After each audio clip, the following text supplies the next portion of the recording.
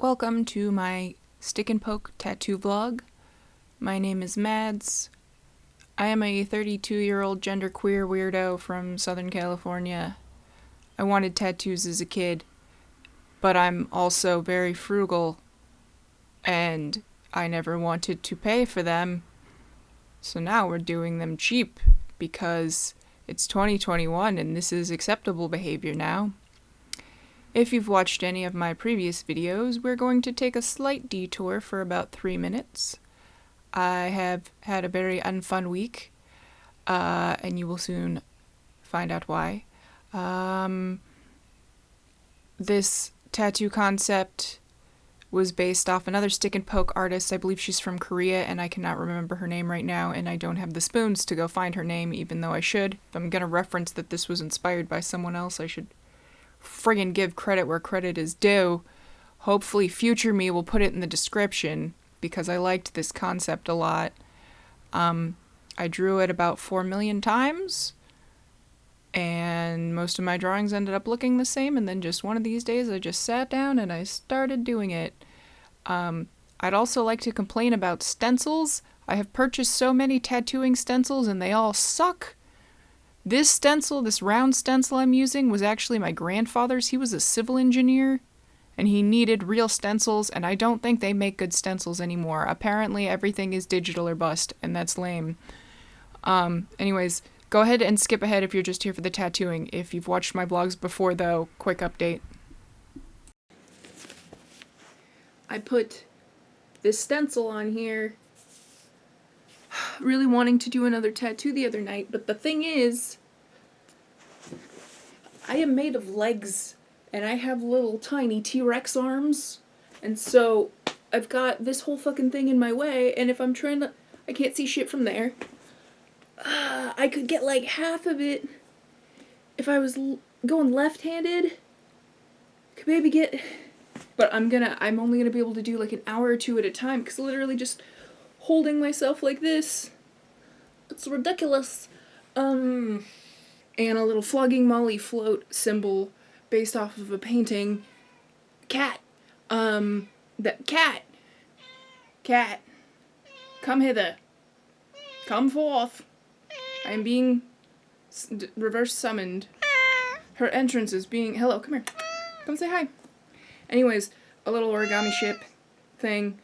Referencing the Flogging Molly song. Float. Say hello to my little friend. Say hello. Say hello.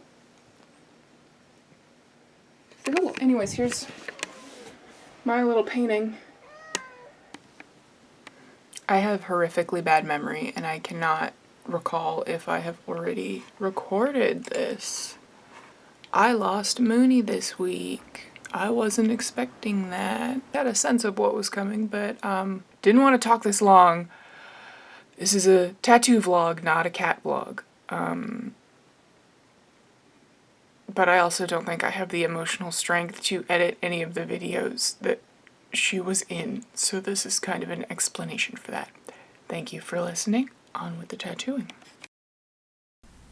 So, yeah, I just edited out a ton of unnecessary information about how to mourn. I am a very big death positivity advocate, and I think we should talk about death and talk about mourning and all that stuff, and had meticulously edited an additional several minutes into this video talking about mourning my cat. And I think if there is an interest for it, I might just make a separate video on that process. But for now, back on topic, definitely what you clicked on this video for was to watch someone stab themselves in the leg 1,000 times. I went down with black first. I actually had several values of gray ink that I have used on silicone, but this was my first time trying to use on skin, and ended up having a hard time with it. The black ink that I like to use is nice and runny, and works pretty well with these. I believe I used a 7-round liner for this guy. but the Eternal Ink brand, I don't know if my inks are just a little bit older, but it's so thick that I was having trouble utilizing the ink. So really quick, let me pause and show you a picture of my ink setup because I don't have video footage of that. Yeah, so as you can see, they are pre-mixed black and white inks rather than just like a watered down black ink. From this point, I was trying to use the 80% value gray, and I wanted to have like a gradient going down the orbits, but it really was not legible. And the further I got into this tattoo and the more wiping I did, I was losing more and more of my stencil and these lighter tones of gray. It might just be because I'm friggin' pale. I am made up of like all the pale people. I'm Sicilian and like English and a little bit German, and just I mostly look like my Scots-Irish side. So I don't know. Maybe it's not the ink. Maybe it's me. Maybe I'm just a 10% Caucasian, and by trying to use all these different subtle shades of gray, it just gets lost in my pinkness. Anyways, I believe my little aura of the center of the atom or the eye was at first just 20-40% ink, and it just wasn't taking. I ended up spending about 5.5 to 6 hours one night on this, and maybe I needed a larger needle.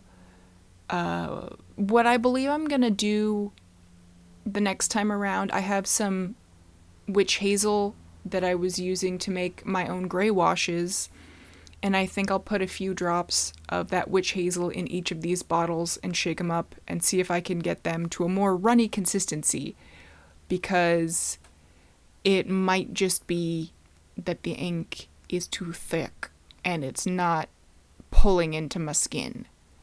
So stay tuned for further experimentation. Now we're going into the second pass on the black outline. I feel as though with a 7 round, it takes me a solid 4 or 5 passes to get a good legible line. Probably more like 7 to get a thick line, but I always get into the flow state and I lose count of how many passes I've done after maybe 3, which is good, because it's a little stressful at first when you're like, oh my god, this process is so slow, am I going to be able to do this? But like, once you get into it, it's fine. I made a random decision. I was looking at this, now that it's healed a little bit. A bit of my stencil on that front orbit just didn't take, and I decided to leave that gap. It's just a gap in the stencil, and I easily could have completed the rest of that point of the orbit, and for whatever reason, I have made up all this nonsense that it's like, oh, I am one of the little nuclei flying around. Wait, the nucleus is the middle, isn't it? I should know the anatomy of an atom if I'm going to be tattooing it on myself. The nucleus? The outer boys. That's what I'm a scientist, and they're called outer boys. Welcome to my TED Talk. So anyway, that line on the outer boy who is not complete, that's metaphor for me and second guessing myself or some dumb shit. I don't know. They're tattoos. You have to make up meaning for them, even if it's retroactive, because people don't like it if you're like, I just thought it looked cool. My brain is really fried. Thank you for watching this video. Hopefully, the visuals you're getting can help educate you, because verbally I'm useless. I haven't been sleeping or eating or anything because I miss my cat, so whatever. Hey, look, we're putting down some 20%. Let's hope that goes well. I bet it won't, though. Okay, bye. Guess what, boys and girls? I looked it up. The nucleus is like that aura bit, and it's the electrons that are the small boys on the outside.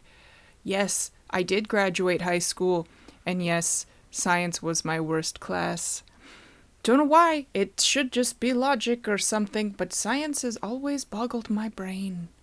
I put down some stencils for stuff I want to do in the future. I'm not going to talk about it anymore, though, because I'm out of footage. Thanks for watching. Post statement. I didn't film the part where I colored in the iris. Who cares? Here's what it looks like now. Oh, no, wait, this is just blackness. Entropy!